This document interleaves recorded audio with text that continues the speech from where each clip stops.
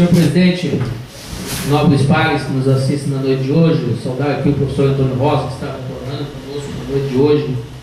Que o senhor tenha muito êxito nesse retorno ao Poder Legislativo, professor.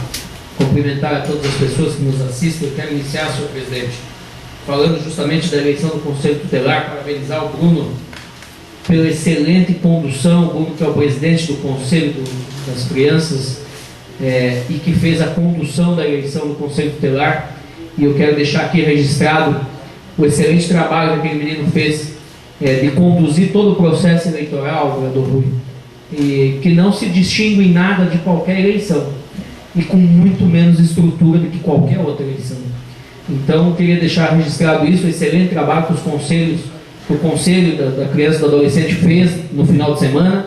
Queria parabenizar as candidatas eleitas, a Mariane Fagundes, a Taira Savariz, a Karen Nazarotto, a Jéssica Fagundes e também a Tayane Moreira, que foram as 5 eleitas, e desejar às 5 muito sucesso, porque a gente sabe que elas também penaram nos últimos 30 dias em busca do voto, correndo atrás, se dedicando, perdendo dias para fazer isso, porque a primeira parte da eleição do Conselho era totalmente teórica, mostrar competência, ter conhecimento para poder ser conselheiro tutelar. E a segunda parte era justamente a eleitoral, que eu acho que está correta. Posso dizer de testemunho que o Conselho precisa ser mais atuante, precisa estar mais presente, e ele precisa sim de pessoas que estejam envolvidas com a comunidade, para que elas possam fazer então o seu trabalho e também possam ouvir a comunidade. Tive o prazer de ajudar a Mariane e a Tayla, o prazer de poder levar as meninas, vereador Rui, junto ao problema, para que elas conheçam a realidade das famílias, que elas conheçam a realidade das pessoas, para que elas saibam como é que funciona lá na base. Porque eu digo uma coisa para ti, 70% de quem votou na eleição do Conselho são pessoas que não usam o Conselho, pessoas que não têm envolvimento no Conselho e que não precisam do Conselho e que nunca fizeram nenhuma denúncia para o Conselho. Somente 30% daquelas pessoas, vereador, são pessoas que efetivamente usaram o Conselho, precisaram do Conselho, necessitaram do Conselho Tutelar. E isso é importante que as candidatas e as pessoas que vão atuar saibam, vejam, tenham conhecimento, vão nas casas, para que elas possam sentir a base, sentir a população, sentir realmente o problema vivenciado. É muito fácil tomar posição atrás da mesa, notificar atrás da mesa pelo telefone, como a gente sabe que acontece, né, vereador Pérez? Eu tenho lá na Coclan uma avó que é mãe de um colaborador nosso, um colaborador com mais de 10 anos, e ela cuida da neta dela, que tem 8 anos. E a mãe dela tinha se mudado, a filha dela tinha se mudado, e já fazia 2 ou 3 anos que a neta dela estava. E um certo dia, a conselheira tutelar, o conselho tutelar, entrou em contato por telefone, notificando, porque a mãe estava lá e o pai queria guarda. Veja que situação, vereador.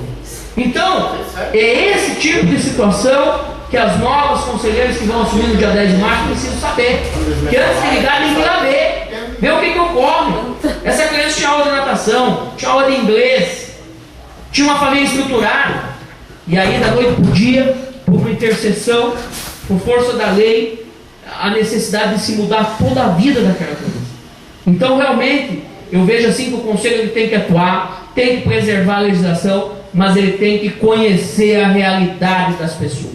Ele tem que conhecer as famílias. Ele não pode atuar simplesmente por uma denúncia de telefone sem levantar a real situação. E é isso que eu tentei passar às candidatas que eu estive próximo, que eu pude ajudar e que eu pude pedir voto para elas. Eu tentei passar isso para elas, que elas antes da posição tomada, elas investiguem, elas levantem, elas vejam, elas contactem, elas falem com o vizinho, com o da frente, com o primo, com o irmão, para saber a real realidade de cada situação, para que não se tomem esse tipo de situações que eu tenho acompanhado, tenho dado suporte para inúmeras situações. Eu citei um caso, mas eu tenho dado suporte para vários casos, porque a gente sabe que a realidade na prática não é aquilo que a denúncia que chegou lá.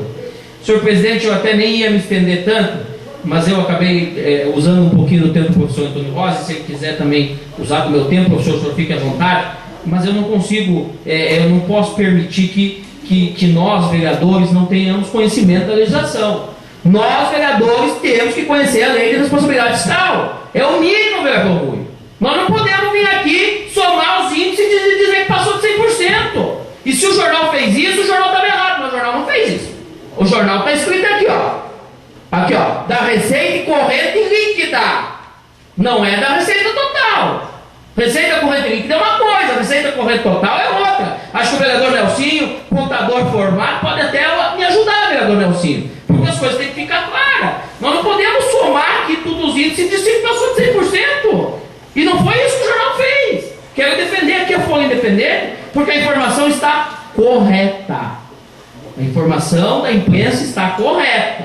Nós é que temos que ter o cuidado para não distorcer a informação e não colocar a situação que não condiz com a realidade. E nós, vereadores, temos sim o dever de conhecer a lei de responsabilidade fiscal. Porque senão fica difícil nós discutir. Como é que nós vamos discutir se nós não sabemos o que está escrito na lei? E aí nós começamos a distorcer. Não dá. Então nós temos que saber disso. Fica a minha colocação nesse sentido, porque se está certo, está certo, se está errado, está errado. Nós estamos vivendo um momento, o município vive um momento de crise, um momento de perca de receita, um momento que está agravando na folha de pagamento, nós sabemos disso. Vai ter problema de fechamento de folha em dezembro, vai ter problema que não vai poder fazer a rescisão dos contratados, que a gente já está sabendo, vai ter que dar férias para um monte de gente no mês de janeiro, nós estamos sabendo também, mas nós também não podemos distorcer a informação. E a informação está correta, da receita corrente líquida, não é da receita total. Então, isso tem que ficar claro, e a lei de responsabilidade, pode falar, professor? Eu só dizer que eu não falei do jornal, não falei que o jornal tinha passado informação errada, eu não acusei o jornal de maneira alguma. E terça-feira a gente... O senhor disse aí que estava no jornal, o senhor deu até para o Ricardinho ler aí, não deu para você ler? Eu vi no jornal, pedi para ler. Mas eu deu até para o Ricardinho ler. Quero só deixar claro, as meninas, a Giz e a França estão de parabéns, porque a matéria está correta. Não tem nenhum erro na matéria. Eu não quis dizer então, que o jornal passou informação errada. Não sei o que o senhor quis dizer. Eu entendi. O senhor pegou o jornal e deu para o Ricardo ler dizendo que era da receita total. Sim. Foi isso? Eu não estou surdo, né, vereador Rui? Ou eu estou surdo? Terça-feira eu dou resposta, Márcio. Não, tranquilaço, sabe, vereador Antônio Rosa? Eu só acho que nós temos que colocar as coisas como são. Nós não podemos distorcer a informação. E essa informação dos números, ela é bem interessante de se discutir, mas com conhecimento. Com conhecimento, olhando o balanço, sabendo onde é que está indo o dinheiro, coisa que eu particularmente posso falar disso porque eu faço. Eu faço isso. Até já disse para o Paco algumas situações. Presidente, às vezes o senhor me paga para ser vereador. Porque às vezes eu passo lá dentro do escritório, meio-dia, olhando o balanço. Entende? Então, e aí eu vejo esse tipo de situação levantar aqui uma situação que não existe. Então vamos falar a verdade, vamos falar a realidade, para que a gente não distorça os fatos. Muito obrigado, presidente.